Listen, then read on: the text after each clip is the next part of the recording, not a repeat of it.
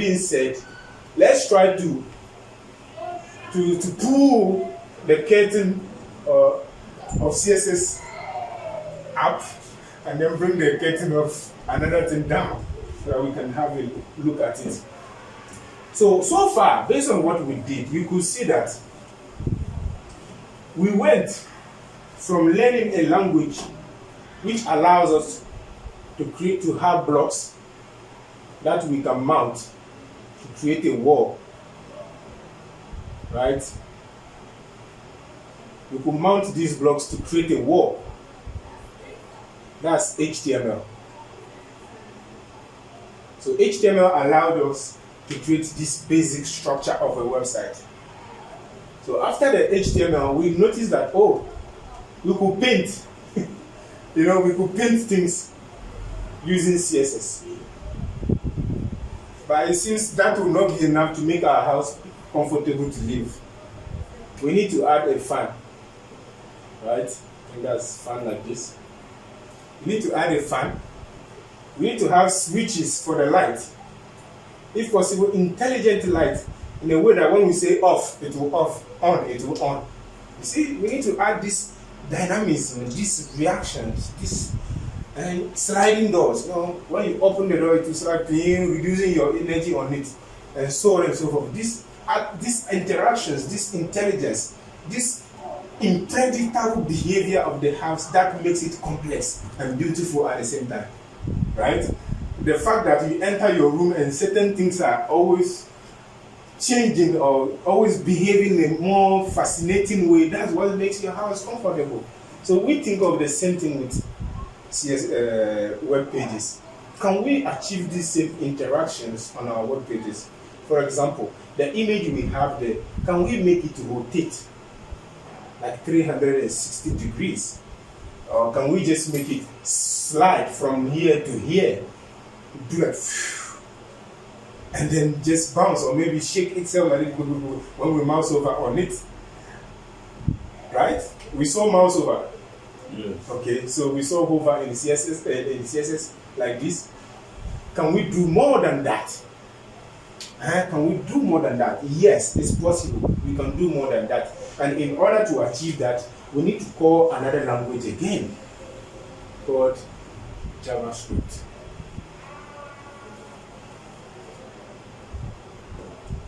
In fact, if you wanted to ask me a question, the question would have been in the project we built yesterday, the form we did. How does it send the message in the message tags? That form. Usually when you go on website, you fill forms, you submit. How is the message going? How does it send the message?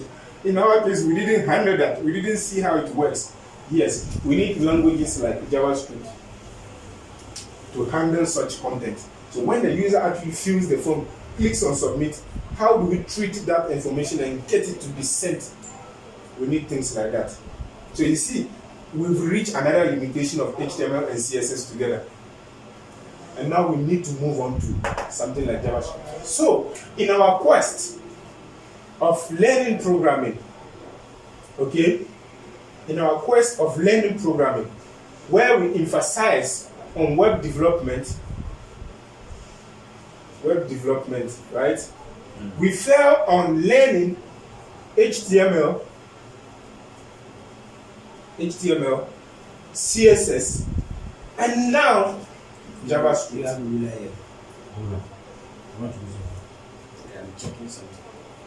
You see the whole picture where we are getting. So like joke, we are learning 3 languages. 6.7. So now the question is, okay, we saw how we write CSS. We can inline it inside HTML. 6.7. We can embed it inside HTML, and we can take it outside HTML. So with these 3 possibilities, we can get to connect HTML with CSS. What of JavaScript? How do we connect them? Right? I want us to start with that so that we clear that, because once you have an idea of how they connect together, we can now focus on how to actually write them together. Because connecting is important. You might be like, okay, I learned 3 things, so finally what do I do with them? I don't want us to be in that mindset. I want us to be like, okay, we know how to connect them. Now let's focus on learning them. You get that? So how do we connect JavaScript with HTML? Luckily, thank God, the same way we connect CSS, the same way we connect JavaScript to HTML. So the first way is to inline JavaScript with HTML. We inline JavaScript with HTML. Second one is to embed it as well. Embed it. And third one, we can also make it external. Just like we did with HTML. But this time around, as you can see, with HTML, our document, the files were called file.html. With the CSS, the file was called file.css. Now with JavaScript, it's not going to be .javascript. It's going to be .js. Okay. So it's going to be file.js. In fact, it will be too much to write .javascript. Yeah. So we write .js simply. So now, if you are to create a program or a web page, we might need HTML is mandatory, so we need to have a file.html. We will need to have a file.css if you want the page to look good. Otherwise, we'll stick to HTML alone. But if you want to beautify the page, we need to bring .css. And then if you want to add some interactions inside, we might be called to create a third file, some javascript.js in our folder. So we have 3 responsibilities in our thing. You are wondering what is going on there. Yeah. Where are we heading? Trust me, this is the last language I will mention in this domain now. Okay. Yeah, we still have many, but these are the ones I will mention now. If you know these 3, you can create any website that any other developer can create with any other languages. So it means you don't necessarily have to finish learning JavaScript and go and learn PHP. Not necessary. But if you do, it is a plus. And when you start combining such things together, you will see there's another level of power to together. But for now, let's assume these are the 3 elements we need. So, to give it a glance, let's see what JavaScript can do quickly. We will come back to this tomorrow, review it again, repeat the same thing, and then we now start writing JavaScript itself. Okay. But I just want you to see a little bit of JavaScript's magic. Okay, so let's go inside this page here again, and then we'll try to add a link under here, and that link will be like click me, so something like that, right? So let's go inside the HTML. We go after the phone number, and then we'll add a link tag, and we say click me as caption. Okay.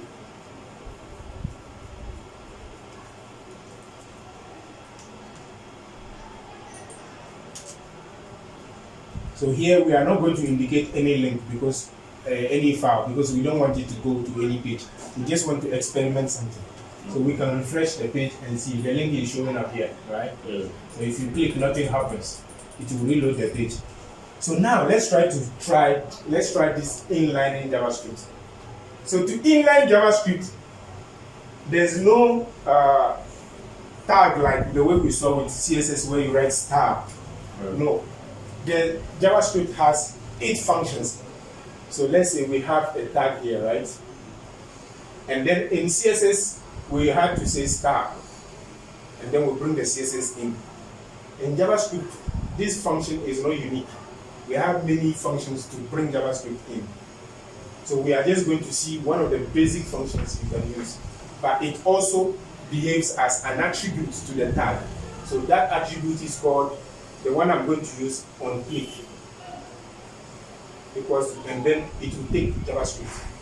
It will only eat JavaScript. Like we saw with star. Star eats only CSS. But on click, it's only JavaScript. Okay. So as you could see on click, which means when the user clicks on this tag, something will happen. So you see JavaScript, it listens to behavior. This is very powerful. So let's try. We'll add that attribute on click to the A element. We'll say on click equals to. Right? Now what do we write inside? We write JavaScript functions. JavaScript script instructions. Instructions. So on click, we'll take a JavaScript instruction. We'll come back to these terms tomorrow. Don't worry. So just focus on the result we are going to get. Don't even try to memorize it. So I'm going to write alert. And then inside that alert, I'm going to say hello. This is JavaScript. So I write inside, you see how it looks like. So I write alert and then I open bracket. Inside the bracket, I use one quote and then put some text inside. Just focus on copying this text, the same thing now, so don't worry. Tomorrow you understand the whole thing. Let's preview and see what we have. We refresh. Now let's click on that link. Look at what happened. The message we wrote inside this bracket is showing up. That's what JavaScript is capable of. Man, I can't even tell you.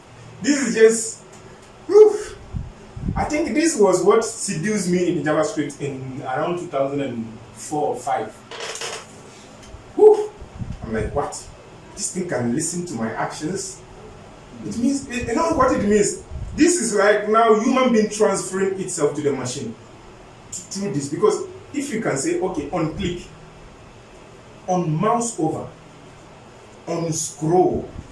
So when the user scrolls, when the user mouse hovers his mouth on this element, let me give you a real case example, to show you how powerful these things can become.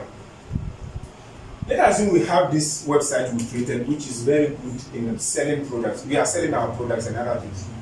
Then we want to be able to find out when people visit our website, do they even get interested in the product that are under and at the bottom of the page, or do they just stop once they open and then they close, right? Yeah. So we know that if they have to see the products that are under, they must scroll the page. So we can tell JavaScript on the scroll. So on scroll, when the user scrolls, start recording the coordinates of the page, which is, for example, we can decide to say, okay, start recording after half of the page is gone up, so that we know that indeed the person has crossed half of the page. So the people actually go to see the page, the products at the bottom. That is useful. Or we want to know, when people come on our portfolio, do they even try to click on contact me? I can listen to on mouse over, right? Or I can listen to on click. So on click, I will record when the person clicks on the link, I will record their IP address, which will help me know from which country they click from. Can you see that? I can record maybe their browser to know which browser they use, so that I can go and improve my website so that the display will be fine on this browser. So it can give us so much. This is a way of connecting human with machine. I can't say much about the power of JavaScript. Nothing is perfect with human beings, and the same thing, programming languages are not perfect. But they've gotten to the level whereby human being doesn't need to go beyond its power to survive. We don't need to go beyond that. So a little bit of intro of JavaScript. What this is it. This is a glance at it, and tomorrow, God willing, we are going to go deep. So imagine with this on click, we could have said on click, go and change the background color of the page.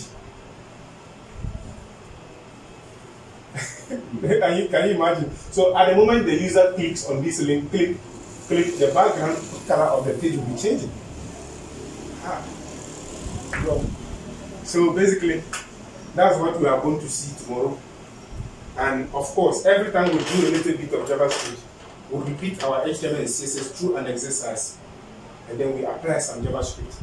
Every time we have an exercise in JavaScript, we repeat our HTML, our CSS, we add them JavaScript. So we'll be repeating the three of them in a cycle. That is how we'll be able to memorize them and also learn to harmonize them together. All right, so